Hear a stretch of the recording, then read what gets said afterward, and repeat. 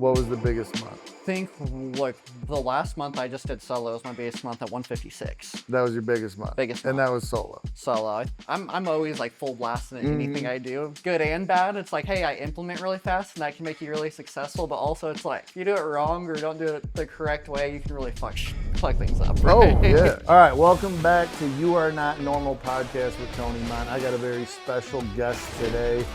This person really shows what is truly possible in the wholesale space as a one-man band, but it always isn't easy. And he's going to tell us his recent struggles that are going to sound familiar to a lot of the audience. But I do have a special guest today I'm super excited about, Mr. Christian Bowman. Cool. Thanks for having me on. Yeah, man. How's everything going? Good. It's been a busy year for sure. So we met at Hustle Summit like a year ago. Yeah. Is that right? Yeah. And so back at Hustle Summit, that was like June of last year or something. Yep. Where were you at in your wholesale journey? So Hustle Summit last year, June 1st, I was just getting ready to start my own company. So, you know, the guy I used to work for before, he taught me a lot about wholesaling and buy and hold and rentals and all that. And, Yeah, John Berger, who's out here in Arizona, good friend of mine. Yeah. Super smart, done a ton in real estate, more than me and you put together times 100 probably. Yeah. But he's, 30 years older than me. Yeah. So, so yeah, that makes sense. Yeah. But yeah, great mentor for you, I'm sure. Great and a first great mentor. mentor of mine as well. Yeah. Yep. So kind of, learned a lot from him. Decided, hey, I want to really crank this wholesale thing, right? Hey, I like the buy and hold stuff, but I really want some active income. And so, went my own way. So I was kind of starting my marketing, getting ready to do that. And my marketing went live June 2nd. So June 1st, I was out here. I'm like, hey, let's go to an event. It was like kind of perfect timing lined up. I'm like, oh, this is going to motivate me to crush it, moving forward. So I was just starting my company right when I met you. So let's just give a number real quick, which is from, it's not even been a year then. It's been what, 11 months 11 since months. that day. Mm-hmm. So you got started literally the next day. How much have you closed and funded wholesaling in 11 months? Do you know that number? So I know with projected this month, like I already have assigned an EMD down. For my whole year, I think I'm 30,000 away from $1 million, and it pisses me off. I'm like right there, so I'm like, I owe one other one funds because I think 30,000 away. Okay, so you're 30,000 away, and you got a month and 3 weeks left to fund some deals, but you're 30 grand away from hitting $1 million your first 12 months wholesaling. Yep. Which is insane. Yeah. Right? I mean, to me, it's insane. It's great. I know it's possible, but to have you here is, I'm sure you're going to drop some valuable gems for the audience. So thanks for being here. Yeah. So you got started June 2nd after that event. What about that event like made you say, fuck it, I'm going all in, I'm getting marketing going, I'm sick of waiting around, let's do this thing? I think just seeing what's possible almost, because everyone talks about it or you see it online or right, and it's like, oh, you hear these crazy numbers, but then because I bought VIP, I was the first one to buy a ticket from Eric directly. Like we were just talking on Instagram, he was like, hey, I'm having this event, literally first one to buy a ticket. I'm like, hey, let's just see what it's about. But everybody in VIP was doing pretty good numbers. Like they're doing above 100 grand with teams. 100 grand a month. A month. Yeah. And I would just kind of open my eyes to see what's possible. And got to meet, a lot of the top people in the real estate industry here in town. And from your guys' story, right? I've been kind of watching you guys from afar, when you guys were out in Raleigh and, John knowing you and stuff in the past. It's like, hey, what are they doing? How are they doing these crazy numbers? And so it's like always paying attention. And then being in the room and kind of seeing it firsthand was like, oh, this is more than possible. Like, yeah. My first goal starting out, I'm like, cool, if I make 10 grand a month, cool. I'm paying all my bills. I have some extra spending money. Let's decent having your own business, right? And kind of what it turned into really fast was like, oh man, you can make some serious money doing this. Yeah, serious money. It's not, we always say how simple wholesaling is. It's basically marketing, sales, fulfillment, right? Real estate's the product, but it can be anything. Anything that's ever been sold needs to be marketed correctly, sold correctly, and fulfilled on the back end. but it's not super easy. It's a lot of work. It's a grind, Yep. especially when you're trying to scale a company. So how many months? Well, first off, let me say something about John as well, where, like you guys were maybe talking about us and asking about what we were doing, how we scaled so fast. I remember the first time, because I've known John for a long time. We go off-roading together and everything. He's known me since the bike shop days in San Diego. But, once I got into the wholesale space and we started hitting these numbers within like less than a year, I think me and Eric were on Steve Trang's podcast, Real Hmm. Estate Disruptors. And the next time I saw John that year, he's like, dude, what the hell is going on? He's like, you told me you were going to start wholesaling, and a year later, you're on like one of the biggest podcasts in the space. You guys are doing millions of dollars. And he started picking my brain about Hmm. what was going on. And that's something I respect about John and people like Jerry Norton, who, when I was early on into this space, like those guys who knew and still know way more than I do, but they just continue to learn and try to implement and tweak things to be the best version they can be. And that's why they have found so much success over 20, 30 years in the business, and that's somebody that I look up to, is like, hey, never stop learning. When there's new ideas coming out, like just figure it out and implement it. So Yep. great mentors to have. That was my point. But we get started June, and then how, like, what does your first 90 days look like?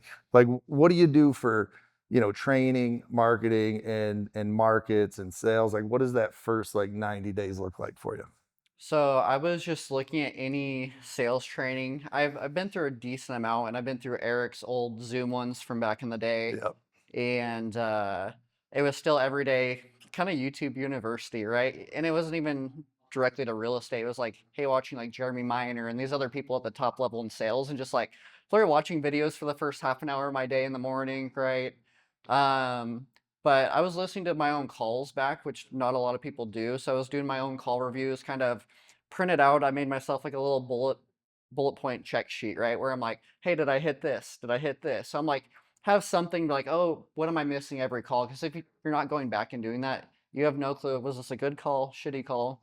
You don't really Yeah. know. Yeah, you don't see the holes in the call where you could have done better. No. And like, I'm fortunate enough to have so many recordings of me on calls like that get posted on social media, where when I listen to a call of mine that gets posted on my Instagram or YouTube or something, I'm always picking it apart like, God, I could have done so much better. Yep. Like, somebody's going to call me out on that, but it's forever you're going to be learning. But if you're not pulling recordings of yourself, like we do it for the team, it's like you gotta do that even if you're solo, Yep. because once you're out of that conversation and you don't have to think super fast, like once you dissect it, you're gonna remember what you should have said, what you could have said. It's such good training, isn't it? Yeah. Yeah. And along with that, I was started tracking my KPIs from the beginning, even by myself, right? Because it's just like going into it, like kind of picking your guys' brain a little bit before starting. It's like the importance of everything. It's like that's how you make any business like decision, right?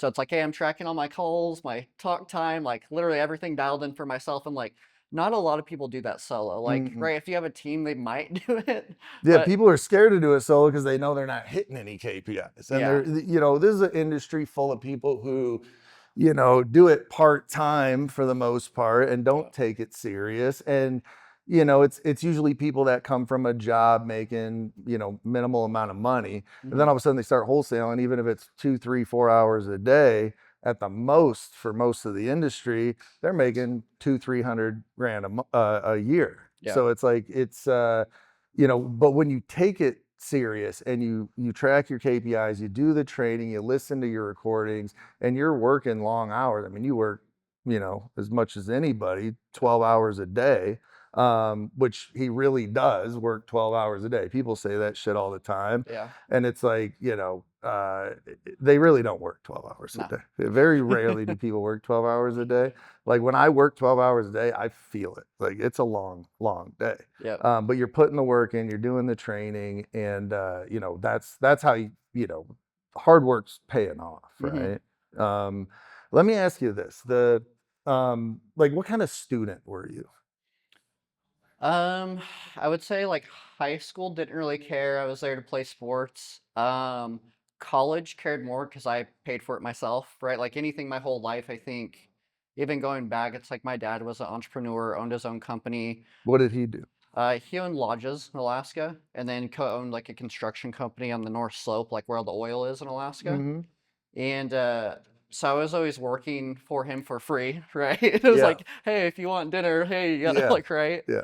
And I kind of learned the work ethic back then because it was just like seeing him and my stepmom grind from, they would wake up about 4 or 5 in the morning, have their coffee, and it's just those two in the business for 15 years. Yeah. And then they close the restaurant at the end of the day, like doing the lodge, cleaning cabins, doing the restaurant thing, and they close at, midnight. They shower, they sleep by 1. It's like a grind for 7 days a week for 15 years. And it's like, so I kind of got used to that. So like Yeah, it just college, becomes normal, right? yeah. Like my dad, my mom too. I always say my dad on these things, but my mom works like an absolute savage too. But like, dude, growing up, like my dad worked at a factory for 37 years, I think, and never missed a sick day. And this dude had like a drinking problem, and he still like went to bed at midnight, woke up at 4 a.m., was on the road at 4:30, and worked, 10, 12-hour days like his whole career, Hmm. and it's like when you grow up that way, it's like, oh, this is just the way to do it. Yeah. There's no other influence, right? It's like, Yeah. oh, this is just what you do. You get up and just get to work, right? Yeah, and it just became normal to me. So like moving then from there, like I've done so many random jobs and stuff. Like out of high school, went to dive school for underwater welding. Did that for a Dude, few that's so years. funny you say that because I was a really good welder in high school. I actually got like certified during high school. I went to vocational school in my senior year Hmm. and got certified in stick and MIG welding. Yep. But like I thought that was going to be my career, and I had always heard about underwater welding and how much money you could make. I'm like, I'm going to do that. Yeah. And unfortunately, I lived in Rockford, Illinois, and any job I could get right after high school was just like in some factory or shop, that was filthy, welding freaking, wheels together for the auto industry. Or I ended up at a shop where I was welding and fabricating fire safety sprinklers all day. And I was Yeah. like, this It's not isn't what I fun. thought it Yeah. was going to be. So I got out of that, but I didn't know you did that. That's funny. Yeah, but since like that, it was just like more interesting, right? So I feel like if I'm interested in something, I'm like the best student ever, and Yeah. I get like obsessed with stuff, right? And so even through like did that for a while, went back to college. I was like, I don't need a laborious job my whole life, right? In my head, I'm like, okay, I saw some bad shit happen to some of my friends and stuff, and diving super dangerous. I was like, I don't need to do this forever. It's decent money, but let's see what else. So went to college and did that whole route, and I'm still 50-50 looking back on it, but Yeah. paid for it myself. So I was like, hey, I'm going to try a lot harder. And I mean, the whole time though, too, is hey, I was double majored. So I was taking 18 credits. So like 6 classes.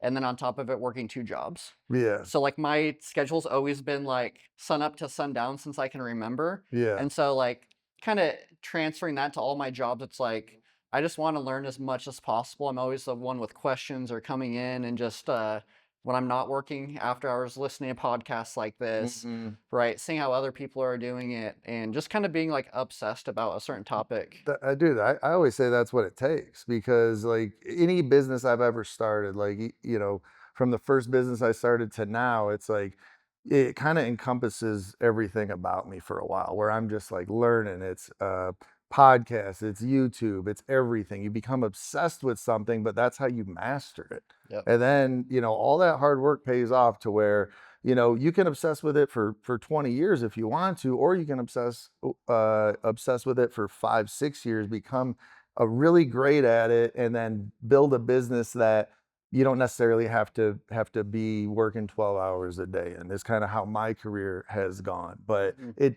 people don't understand how much you do have to become obsessed with something to master it in such a short amount of time, Yeah. right? So okay, so we're like 90 days into this, right? And you're Hmm. obsessing about it, you're learning about it. What marketing do you do right away? And how long did it take to like get your first contract and get your first contract closed? So I started PPC 100%. I was used to that for working for somebody else. It's like, hey, I know how to convert these, Mm-hmm. right? So there's no really question for me. It's like, yeah, it's going to be a little more expensive for sure starting out, the budget for it. So I started spending 10 grand a month PPC, because I think if you start at that, like PPC in general, you should start, like, I don't think you should start less than 10 personally, because it's like you need that data, and then you need to be able to make sure, hey, you can go a certain amount of months without making a return, right? So it's like you have to have a little bit of money in the bank. Yeah. But started 10 grand a month, PPC only. I was in every major metro in the Sun Belt, basically. So Mhm. 500,000 plus population, think NFL teams, Yeah. right? Like Mhm. Robert Wensley was like, Mhm. hey, this is where you should market, because if you get a deal there, you're going to find a buyer. There's gonna be a buyer. Absolutely. He's like, you're going to pay a little bit more, but whatever. So with that spend, I was, 300 a lead. So I was getting about 30 leads. So about a lead a day is all I was getting. So it was like, okay, waiting for a PPC lead to come in. And then I was like, all right, I need to start downloading some other data and just start calling myself on through Propstream, right? Yeah. Just keep myself busy, get the calls in, get the talk time in. Just try to get some more people on the phones. Yeah, I think that's important too, because a lot of people that, I see on coaching calls, and I coach and see getting into this industry, it's like, first of all, they're scared to spend money on marketing. You weren't, right? That's a big step. You did understand wholesale. You worked for another company for a while. You had some money saved up, I'm assuming. So you had a runway and you had a little bit more confidence than somebody that had never done this. Yeah. But spending the money in marketing, and not over analyzing everything.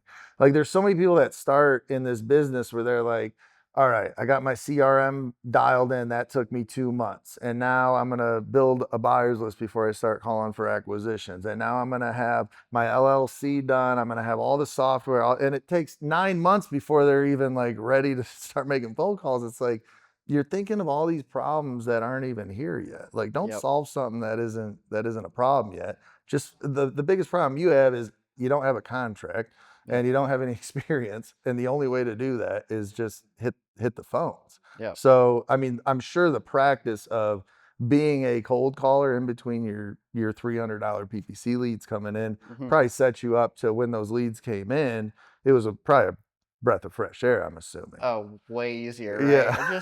Just the kind of the intent of the lead, right? Yeah. Because if you're dialing yourself, you don't have like a cold caller, calling for you and qualifying these leads. It's, hey, go after yourself. Like, hey, you make maybe 200 dials, you get maybe two people on the phone, maybe one person wants to talk to you, right? Hmm. Usually not. Right. It's a tough, So tough job, cold calling. yeah, But PPC is pay per click, right? It's through yeah, Google Ads.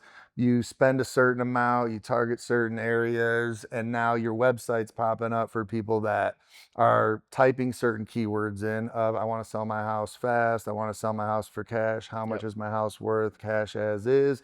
And the more you spend on those ads, the higher up on Google you're going to get, so you can get, those leads that fill out your form in particular. I yep, think if people think like sponsored ads on the first page of Google, right? Like, yep, if you type in anything on Google, there's going to be half that first page is sponsored ads. The person paying the most in sponsored is going to be number one, yep, right? And then it goes down the line. So you're spending enough to where you're going to pop up on there. Somebody's clicking your website, filling out a form, and now that form gets pushed over to you. There's a phone number on there too. They call, your phone rings as a PPC lead. So that's what you're talking about with intent, right? yep. Like, these people they're not waiting on a cold caller to call them and ask them if they're selling their house. And they're like, oh yeah, I think I would like to hear an offer. They're actively going out there saying, I want to sell my house for They're gonna cash. do it right now, and it's either to you or a different company Right. within the next 3 days, usually, from what I've seen. Usually it's a high percentage of same call closes. I would say probably 80% of what I do is same call close, Yeah. and the other 20% that I get are like 2 or 3 days after. Right, right. Right. Yeah, that makes sense. Like, I don't think I've ever filled out a form online unless I really wanted something, Yep. right? When I was looking for the truck I have now, I was out in North Carolina and I must have filled out 10 forms on different dealerships. And just the first person that called me that Yep. had the truck I wanted, I just bought I do the same thing. Like if ever one of my rentals has like a plumbing issue, I'm hammering all Google, right? Find the plumber, and whoever answers first, I don't really care the price. I'm going with them. it. Yeah, you're Right. just quick and convenient, Yep. right? And there's no real brand loyalty when you're selling your house. Not at all. It's like, if you can be the first person to call them, have a conversation, bring them through a good process and a good experience, if they like you and trust you and you agree on a number, You know, they don't care what the company name is. No. You know, they just want to sell their house for a certain number. Yeah. So, okay, so you're spending 10 grand a month Yep. right off the rip. How long did it take for that PPC campaign to start spitting out like good leads for you? Did it take a minute? Mm, yeah, I mean, with any, I think any paid you do, you yeah, you have to dial it in a little bit, right? Google has to figure out how to spend your money correctly. And you have to tell it on the back end as well, right? Like give it the feedback like, hey, I don't want this. This was a bad lead. This is a good lead. Why? So it took probably a month of doing that. I don't think I got maybe my third or fourth week, I got my first contract out of the month, and it's like, okay, like here we go, we finally got one, right? That one turned into a memo such like situation, so all good, wouldn't give me access. Like I'm like, hey, I just need a quick walkthrough, man, get some photos done, like we talked about this, wouldn't give me access. I'm like, well shit. Like spent 10 grand, you know, no return. And But that is so typical on everybody's first deal. yeah, It just seems like people get cursed on their first deal, and I feel like the universe is doing us a favor in that regard, where it's like, hey, I'm gonna make this really hard on you just in the beginning and see if you break or not. If you yeah, don't, then you can go on to see success, because it's just such a common thing where we see yeah. people's first deal, third, second, third, fourth. Sometimes it's like, Oh, damn. my second one was harder than that. My second one, I got this lead, super behind on mortgage payments. So I'm thinking, hey, maybe do like a sub two on here. He called me 2 days before his auction date. And I'm like, well, what do I do?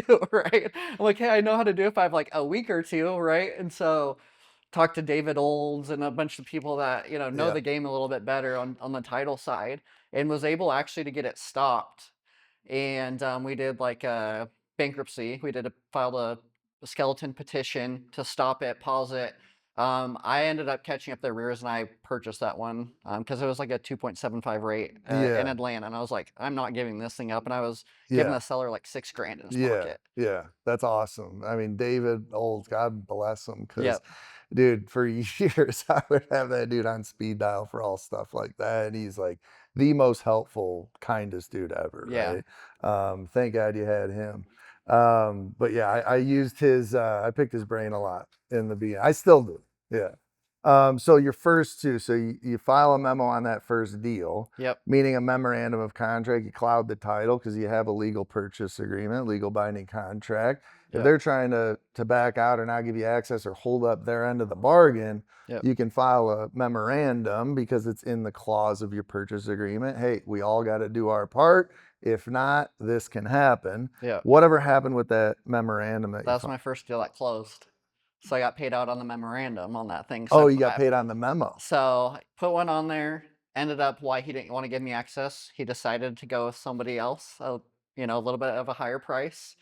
Told him like he didn't let me know any of this, right? He's just like, no, I'm not giving you access. I'm like, okay, man. I'll just sit on it. Basically, just give me a call if you change your mind. Yeah, Basically, at that point, right? So you can't really talk them into it. sure. And that was so fast forward a little bit. So middle, my second month was my first closing. So I ended up making like I think it was like $7,500 I got paid out on On the there. memo. On the memo. It was my first technical closing. Right. So on the memorandum, typically, I mean, you can do a memorandum, then you can file list pendants, and then you Mhm. can force the sale and litigation. I mean, you could take this thing to the courthouse if you really wanted to. If Yeah. it was $1 million deal, I'm sure you would have done that, You right? you need it to make sense. Like when I talked to like my attorney that I have here in town, he told me, "Hey man, if it's going to cost you $30,000 in attorney's fees to do this, if you're not making more than that, there's no point." Exactly. So Right. So it typically, like in real estate, we'll just file the memo to cloud the title. If it's not some crazy multi six figure deal, yeah, typically we just kind of sit on the memos, follow up with the seller, see if we can get them back online. If not, if they try to sell it to somebody else, like this guy did, yeah, it's going to get through a title search for title insurance. And the memo is going to pop up, and the title company or closing attorney is going to say, "Hey, Mr. Seller, Mr. Buyer, there's a clouded title here. Somebody's got a memorandum on this, and this is going to have to get cleared up before we close." yep. And in this case, you had the seller call you. The title company reached out to me first and they just said, "Hey, what's your payoff amount?" I told them I was like, "Hey, 15." right? Um, the buyer came back and called me directly after that, the new buyer, and was like, "Hey man, we know the game now, right?" But he comes back, "Hey man, I could give you like $500." I'm like, "Sorry, that's not gonna fly. Yeah. Call me when you're serious." Click. Like I'm not gonna bullshit with Yeah. people Yeah. like that. Like, yeah, just have the seller call me. I'll buy his house still, right? Right. Basically. Yeah. I'm ready to buy it. Let's go. Yeah. Yeah. And so they called me back like a day later. Hey man, we could do like 5,000. Hey, it's not gonna work. And then, like I learned from you guys, never negotiate live on the phone, right? Hey, let me give you a call back. Let me go talk to my team. It's just me, right? Yeah. Hey, let me Yeah. go talk to my team always.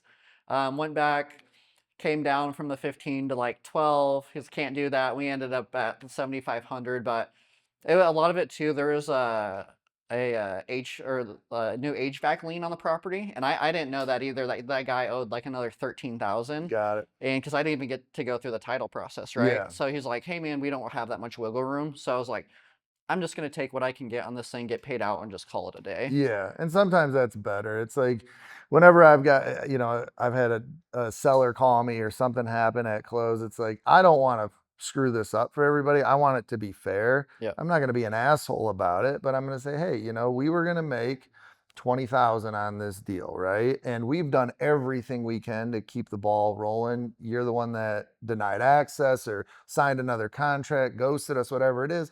And I always put it back on them like, do you think that's fair that I walk away with nothing, even though I held up my end of the bargain? Hmm. And it's just like making them empathize a little bit with the situation and kind of break that barrier that I'm just some asshole.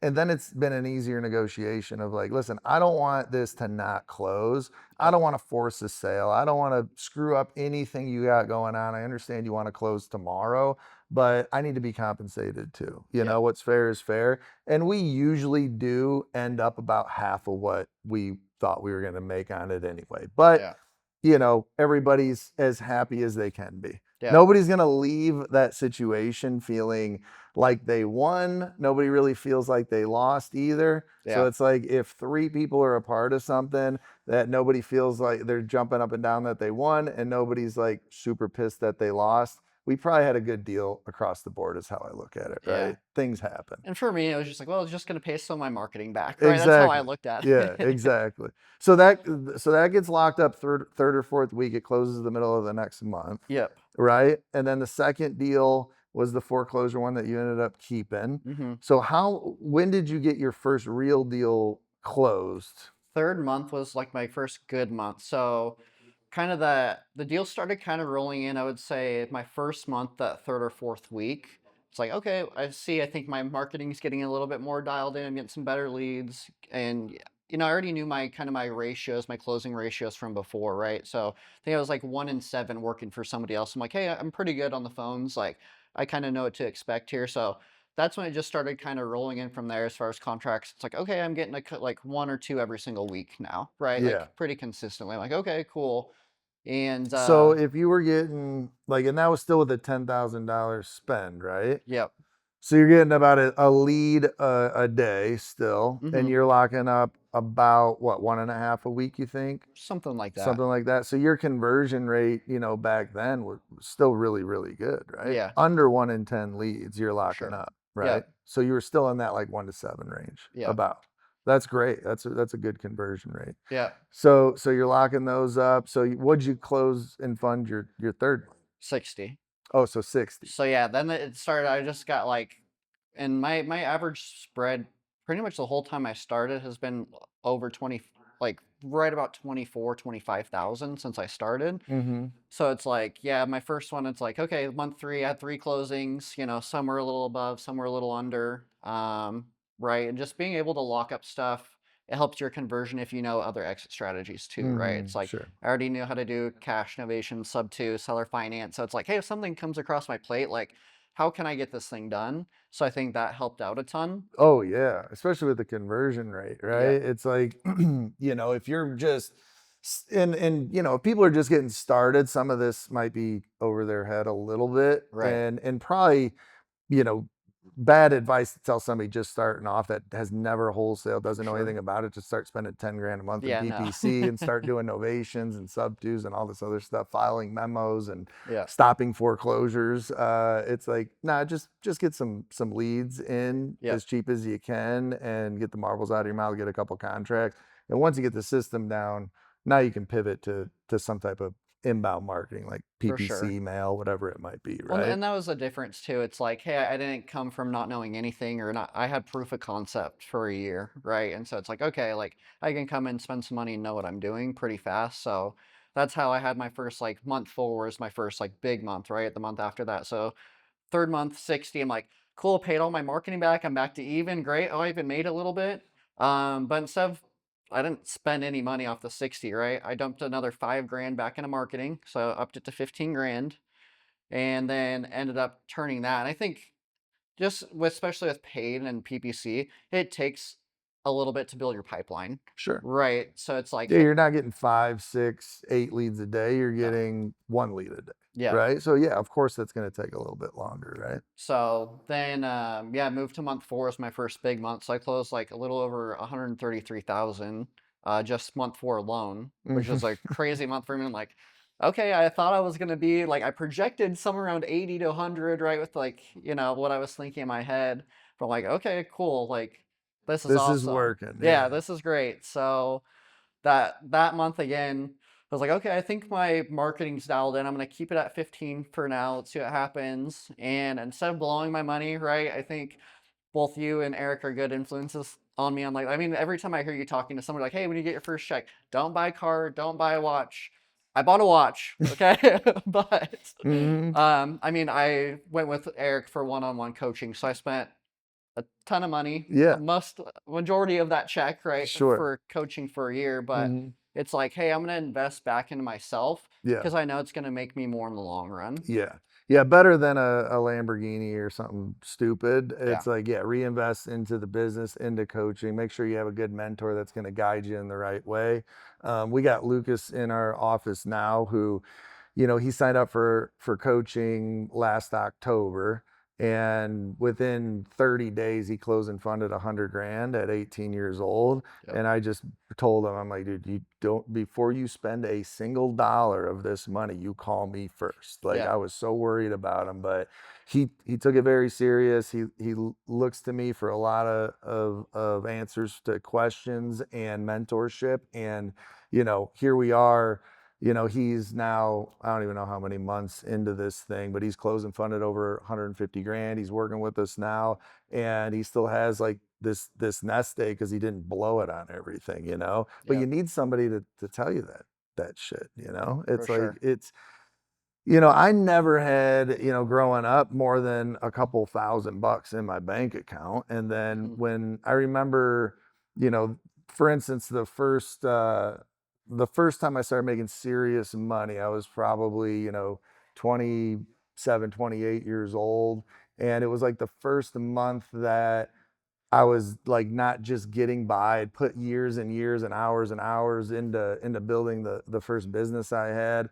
And I remember like looking at the bank account, looking at our inventory and talking to my business partner, and I was like, dude, we got like $500,000 in inventory. We own cash. There's 200 and something grand in the bank. Like, should we pay ourselves this month? And he's like, yeah, fuck it. Just take 50 grand out for yourself. And that was like the first time I had like real money, Yeah, like in a single month. And I was like, damn, like this is cool. And I mean, I ended up taking a little bit of that and going to Vegas for the weekend.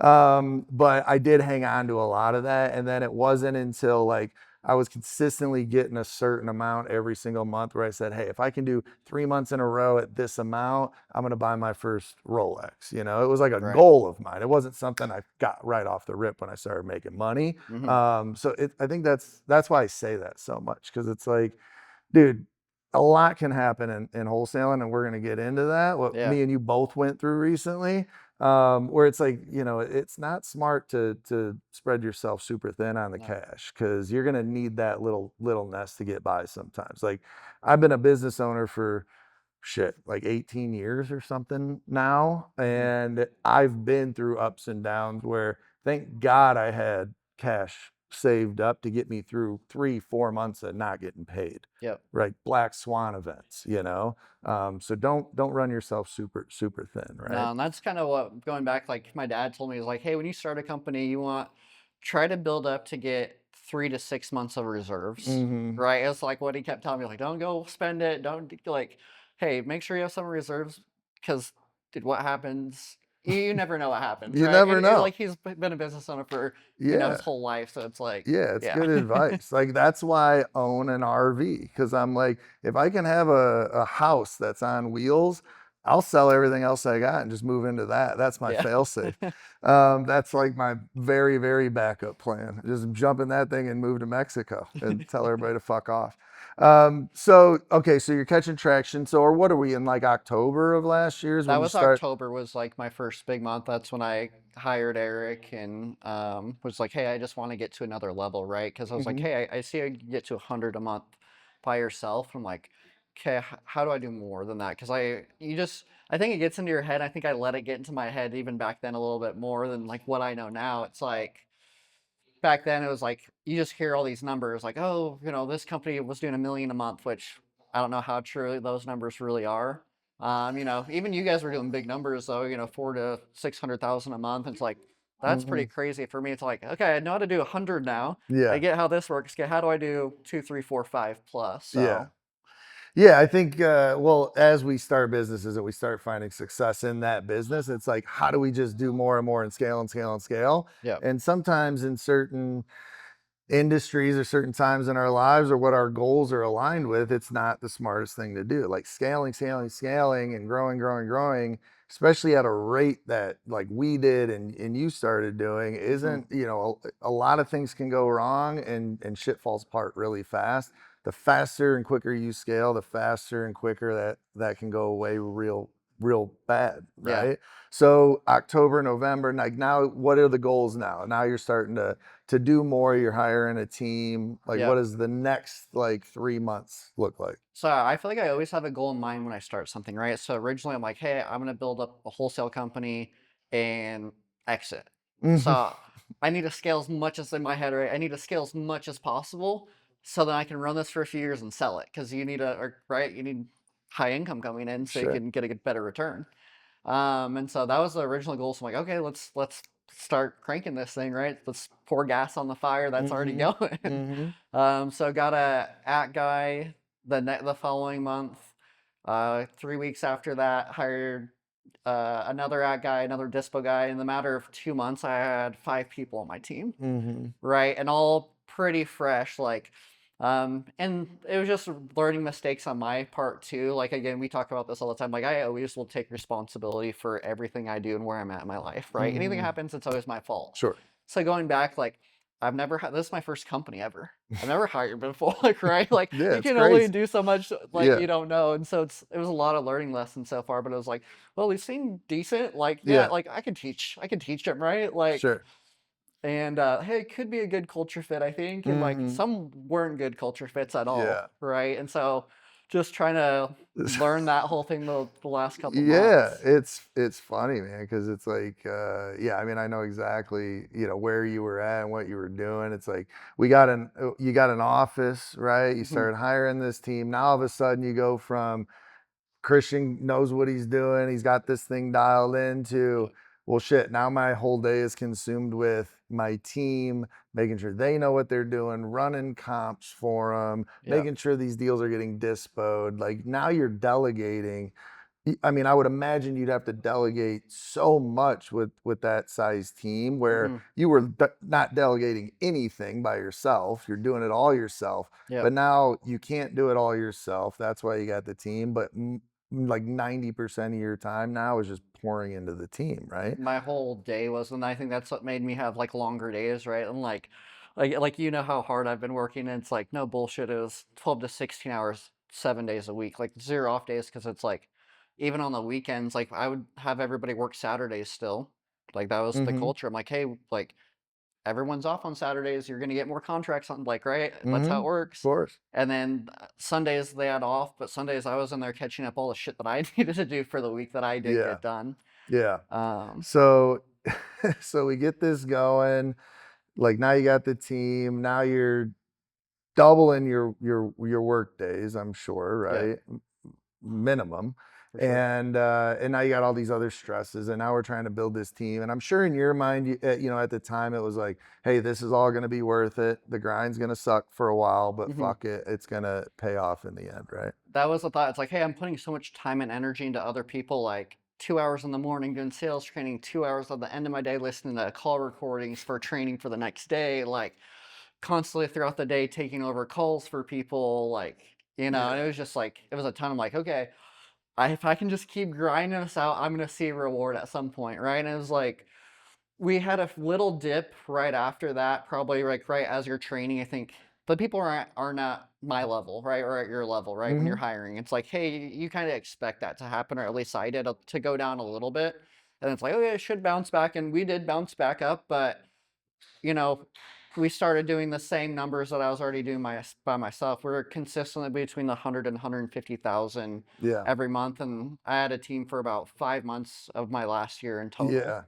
And then, so we never broke what? What was the biggest month? Think like the last month I just did solo was my biggest month at 156. That was your biggest month. Biggest And month that was solo. solo. I think with the team was like 145. Okay, so we went from what, 130 by yourself, Yeah. spend 5 months growing a team, doubling your workload, the stress, everything, to do not much more than the 130 for 5 months a month, Hmm. right?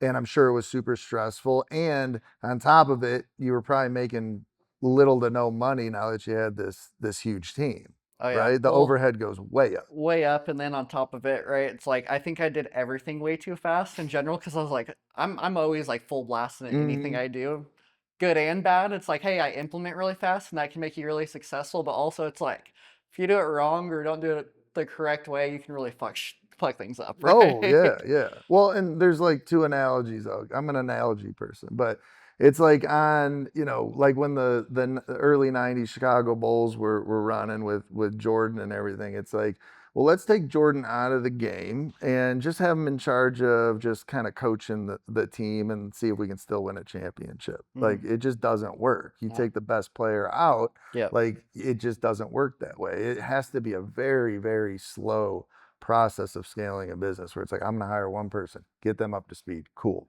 Next person, get them up to speed. Good. Like, Yeah. or else you're just going to overwhelm I yourself. was running 3 new people at one time, 2 new dispo and a new TC all at the same time, Yeah. and I was like, Oh, yeah, just head spinning, all the time. head spinning. Yeah. And yeah, it just gets super inefficient, right? Because it's like, there's going to be holes in the business, right? Like there's Yep. holes in the boat. And if we put, 20 holes in our boat while we're trying to, fix them and dump all the water out, like we're never going to keep up. So it's like when you hire a bunch of people that have no experience, you're 100% responsible for their success and your success. But the processes, the systems, the training, it wasn't slow enough to repair while you're trying to fix this sinking ship. Mhm. Like that's when you sink. Yep. So it has to be so slow in any business, or you just end up firing everybody, Yep. right? Which is Yeah. what happened.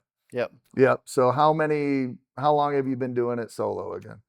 The last 2.5, 3 months, Yeah. And how is life now compared to the previous 5 months? 10 times better. I mean, it's just a huge relief off my Yeah. shoulders, right?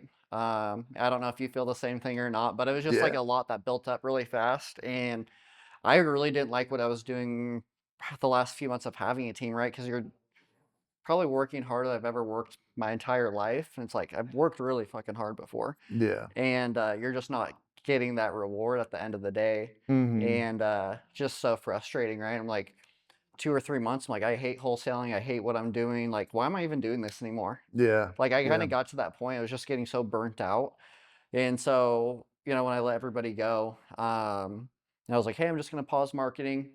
I have a shit ton on the board. I just need to dispo, like, get all the shitty deals off the board. Let's close the good ones, Hmm. and let's start marketing again, right? So that's kind of what I did, and I'm just doing it smarter this time compared, like, when even ramped up to doing over 100,000 a month originally.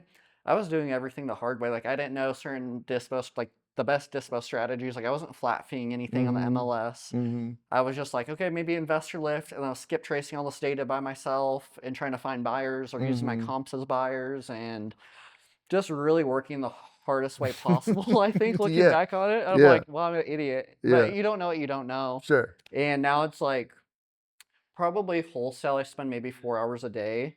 And then the other consists of like I am doing some coaching now Mm-hmm. because I just find it so much more like rewarding in general. And so taking some one-on-one people right now and doing that the other half of my day usually. Mm-hmm. And that's what it consists of, but it's like so much easier to have the right systems, processes in place now where it's like, hey, I can work 4 hours a day. I'm taking, I call it a half. I'm still working about 55 hours a week. So Yeah. I call that part-time from when I was like Yeah, 75, sure. 80. Well, and it's just enjoyable work, so it probably doesn't feel like that. No, You know, not like at when all. you're working 70 hours a week and you hate what you're doing, it feels like 140 hours a week. Yeah, When you're working 55 hours a week and you love what you're doing, it feels like you work 20 hours a week. yeah, So that's the huge chasm there, right? It's yep, not just a numbers thing. It's like, man, do I want to dig a hole for, 50 hours a week, or do I want to, play backgammon for 30 hours a week? right. It's like there is such a difference in the mindset. When you're doing something you hate, it feels so much longer, versus doing something you love. It feels like you could stay here all day, Yeah, and right? that's how I feel like because me and Eric sat down like kind of when I let everybody go, and he was like, well, even I think, well, it was funny because it was on the same exact day as you guys did it too, which you can't make that shit up. Well, dude, I remember But the week before, 2 weeks before, me and you were actually standing right there so in it this was the room. week before, yeah, And like you and Eric walk in here, and Eric was telling me everything you were going through. And I just looked at you. I was like, same here, buddy. yeah, Like we're living fucking mirrored lives right now. yeah, Cause I was fucking stressed to the gills working.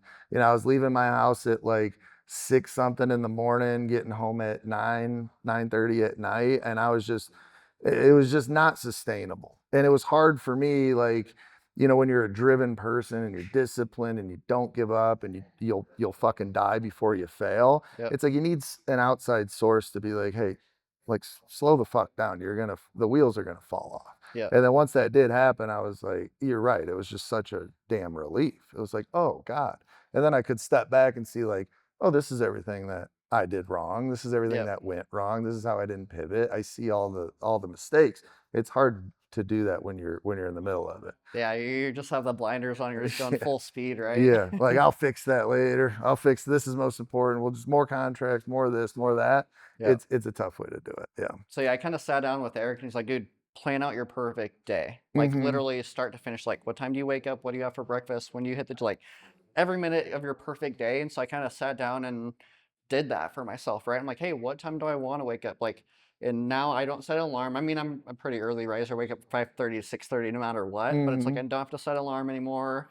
Wake up, have a slow morning, hit the gym, like right, and just like plan out my day to where it's like, hey, I could do this for the next 30 years easily. Easy. And so I'm doing like half days on Saturdays, taking Sundays off now. I'm like, days Yeah. off? What? Yeah. Yeah. Like, A Sunday off is so nice. I've been running that for a long time.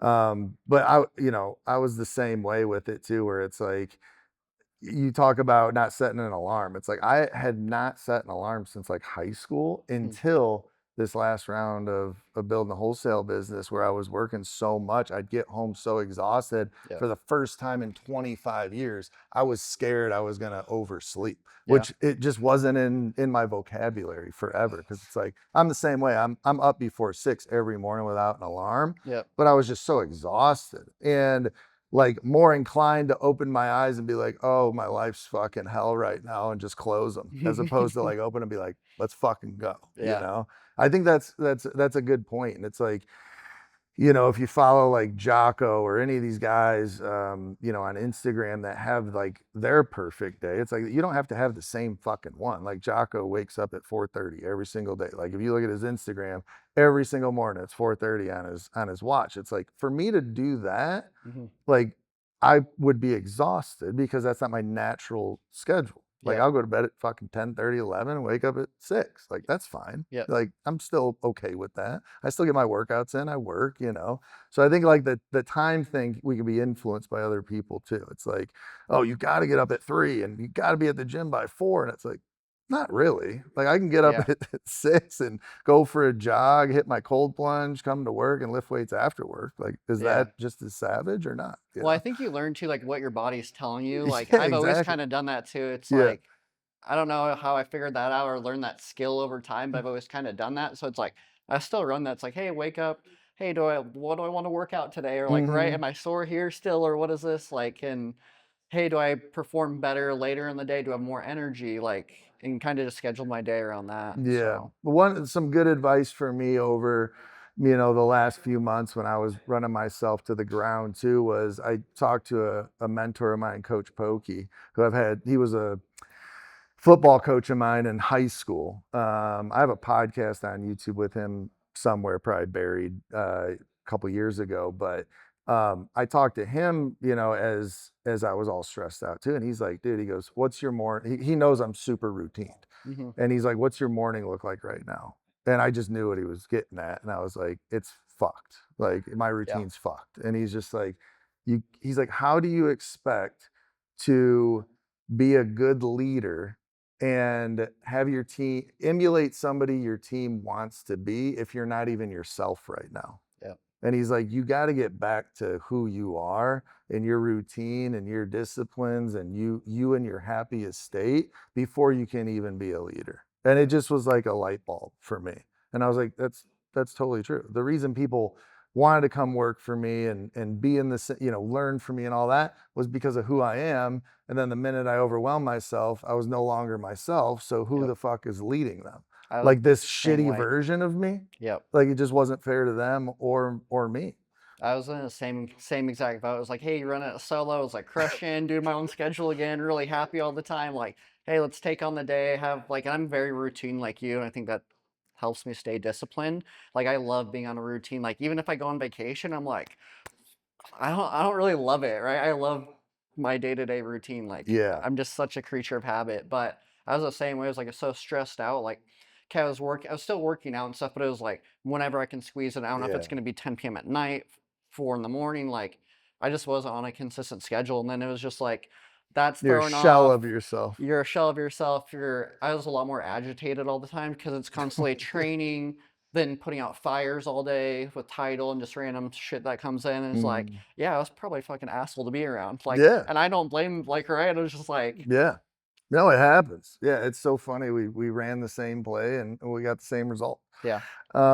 So now, like, how do you see wholesaling now for yourself and moving forward? Is it always going to be a solo venture? Do you want to ever have a small team in the future, or is there different, bigger goals with it? Where are you at? So I kind of realigned all my goals again, right? After I wrote down my perfect day, I'm like, hey, why am I wholesaling? Right? I could be in any other industry and probably do fine. Like I know that about myself, Mm-hmm. right? If you have a work ethic You'll figure it out. and you're hungry and you can learn, you'll figure it out. So I just realigned and like talked to a few people like Zach and Keeps here in town, that Mm-hmm. huge portfolio. Mm-hmm. He's the guy, Yeah.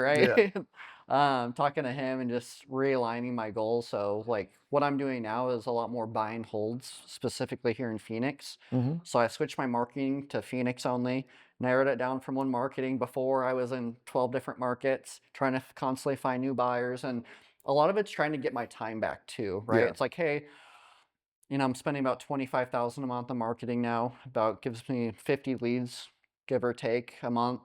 2 leads coming in a day. I can easily handle that's 2 hours out of my day. Mm-hmm. If I get a deal, I have the rest of the time to dispo it now, and I just have a really good buyers list here. So Mm-hmm. my last deal, I literally made 2 calls and made 25 grand. Yeah. So it's like, That's an important piece of all of this is it's not always best, especially when you're just getting started. mhm, I was just on a coaching call before you got here. I just got off of one and somebody who's done, let's say 10 deals in the last year, like making a living, but just 10 deals in the last year wholesaling.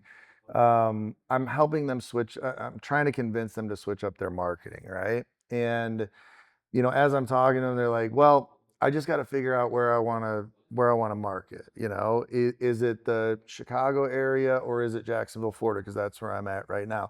Plus, I heard Atlanta's good and this place is good and this place is good." I was like, "Dude, we just went over this." I said, yep, "Narrow it down to one.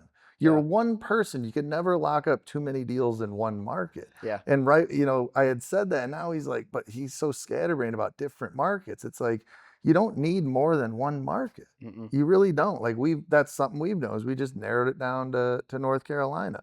And just like you said you made 2 calls and moved that deal. Mhm. There was a deal that we did in Raleigh where, as I'm running comps on it, I see one of my really good buyers was one of the comps. I see what he paid for the comp. Yep. And as acquisitions was going over the contract with the seller to buy this property, I sent an assignment contract to my buyer. He signed the assignment contract before the seller signed the purchase agreement on the house. Literally disposed a deal before we had the contract. Like, Yeah. so like that's the kind of process I want. I want to Same. get so dialed into a market where I can do stuff like that, where you're Yeah. not hung up and bottlenecked on the dispo side. You know who's buying this deal, and you got to make a phone call and sell it to them. Like that's Yeah. way better than jumping markets constantly and trying to find new buyers. Yeah. It's tough. It just takes a lot of time, right? Especially in those markets you don't have a buyer. It's like you're making 200, 300 calls to get that one person that's your buyer for it, right? And so just knowing that, it's like, hey, I'm gonna just run it solo for a minute. And I'm really gonna try to buy and hold more. I'm still doing like I have 3 flips going now. We sold one of them. Still 3 flips going, and then I think one of those flips I'm actually gonna keep it, do a DSCR loan, Hmm. and keep it as a long-term rental. I mean, it'll even with I got about a 6.75 on DSCR right now, which is what the rates are, Yeah. right? Cash, it'll still cash like $100 a month, but for me, I'm like, even if I'm breaking even, I'm gonna take my wholesale money now every month and kind of just pay those things off as fast as possible Hmm. because it'll rent out about 2,300 a month.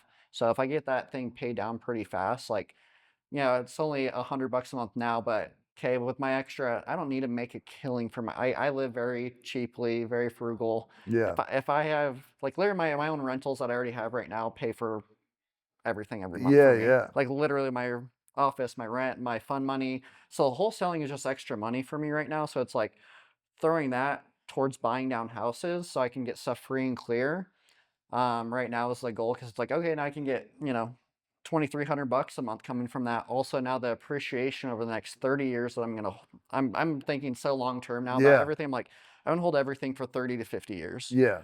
right? And in the meantime, it's like now once you pay those things free and clear, go borrow some debt, keep buying more with that money. You can get it at a way lower price and kind of just use that as leverage. Yeah, it's you talk about people that own 200 doors, 1,000 doors, and all this shit. It's like, man, that seems so daunting. But what if you owned 5 houses outright or 10 houses outright that paid you, 15 to 25 grand a month, Yeah. passively? It's like, do you really need much more than that as, a guy with no kids to live on? No. No, life can be a lot simpler than we think, especially as business owners, because it's, if the goal is always just money, money, money, scale, scale, scale, you'll never get to the end of it. Yeah. It's like, what truly is the goal? You can make a lot of money with a different, without having like an outcome in mind, more of just like, hey, this is my perfect day. And if I consistently do this